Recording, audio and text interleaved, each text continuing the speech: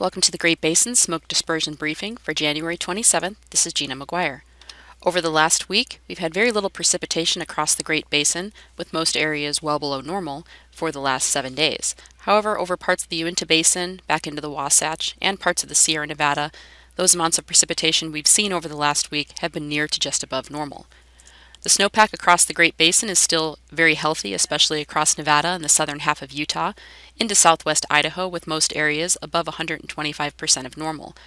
As you move further north and east, a little bit less snowpack occurs, with generally near to just above normal snowpack. Looking at the current water vapor satellite image, we still have strong high pressure across the Great Basin, which will keep dry conditions in place for the next 24 to 36 hours.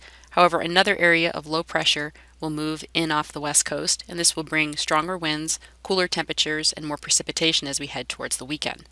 We do have a very weak disturbance off the California coast, which will push eastward and only bring some cloud cover to the southern half of the Great Basin.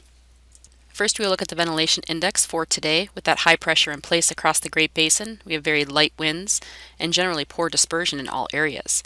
Looking at the individual components of the ventilation index, the transport winds on the left, and you can see this very weak wind flow across all of the Great Basin, with the exception of parts of the Snake River Plain of southern Idaho, which will have slightly gustier winds today. Mixing heights again will remain very low under that ridge with strong inversions, with the exception of parts of the Arizona Strip and far southern Nevada and southern Utah, which will have more moderate mixing heights. As we move into Thursday and this ridge of high pressure pushes off to the east, the area of low pressure off the coast will start to advance eastward, and this will allow for winds to slightly increase on Thursday, along with bringing some clouds, especially to Idaho and to northern areas of Nevada. However, the ventilation index will still remain very low, as this initial increase in winds will be offset by the clouds and some precipitation, keeping mixing heights low in most areas.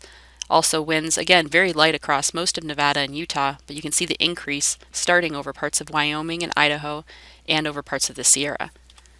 As we move into Friday and this low moves into the Pacific Northwest, we'll see a much more significant increase in winds and precipitation on Friday, especially to western and northern areas, and this will allow for the ventilation index to increase significantly across the Sierra Nevada, into western Nevada, and also into parts of Idaho. Looking at the winds on Friday, again much stronger winds anywhere over the western and northern sides of the Great Basin, with still lighter winds over southern Nevada and Utah. Mixing heights, along with these very strong winds, will increase again significantly over the northern and western side of the Great Basin with good dispersion. Now looking at the forecast clearing index for Utah, again today, as that high pressure remains in place, very poor dispersion and a very low clearing index across all of Utah. However, as winds increase, as the area of low pressure starts to advance eastward later Thursday and Friday, you will see the clearing index increase more significantly, especially in the higher elevations of the Wasatch and Uinta Basin, but also into parts of northern Utah. If we look at the overall forecast amount of precipitation over the next 3 days, which takes us into Saturday morning, you can see all of the precipitation is focused over the northern half of the Great Basin, with very healthy amounts in most areas, seeing near or over an inch of total precipitation. However, initially, temperatures will be warm and snow levels will be relatively high through Friday. Therefore, higher elevations above 7,000 feet will be seeing most of the snowfall accumulations, with some rain as we get into the lower elevations. If we look further out on the outlook, into Saturday, into early next week, we see still very good westerly flow across the Great Basin, with a lot higher ventilation indices, especially across Nevada, and also precipitation once it begins on Friday and Saturday will likely continue into early next week. We still have somewhat lower ventilation indices and poorer dispersion as we move further east into Utah and up into parts of Idaho. If we look at Sunday, we have a much colder area of low pressure that drops into the Great Basin, so our snow levels will be dropping significantly along with much colder temperatures later in the weekend. Therefore, most areas that see precipitation will be seeing snowfall down to valley floors, at least over the northern half to two-thirds of the Great Basin. Also, as this low drops south, we'll see very good dispersion over parts of southern and western Nevada and the Sierra, with still poor dispersion further east as winds will be a little bit lighter over Idaho and Utah, along with clouds and precipitation. On Monday, this colder area of low pressure tracks eastward, with still good dispersion and strong northerly winds across the western side of the Great Basin, and relatively low mixing heights over the eastern side of Utah.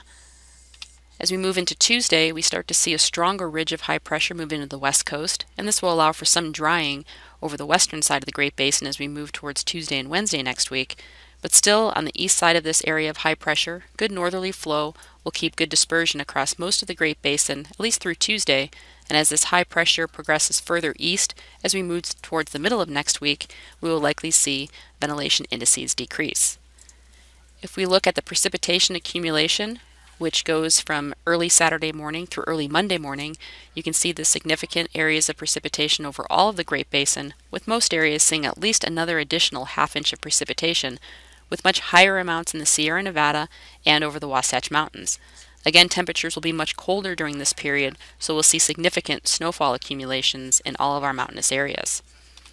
Looking at the outlook further out into the first week of February, as that ridge of high pressure eventually builds back into the west coast, we'll likely see a return to some above normal temperatures over the western side of the Great Basin, but still see above normal precipitation as areas of low pressure continue to track eastward.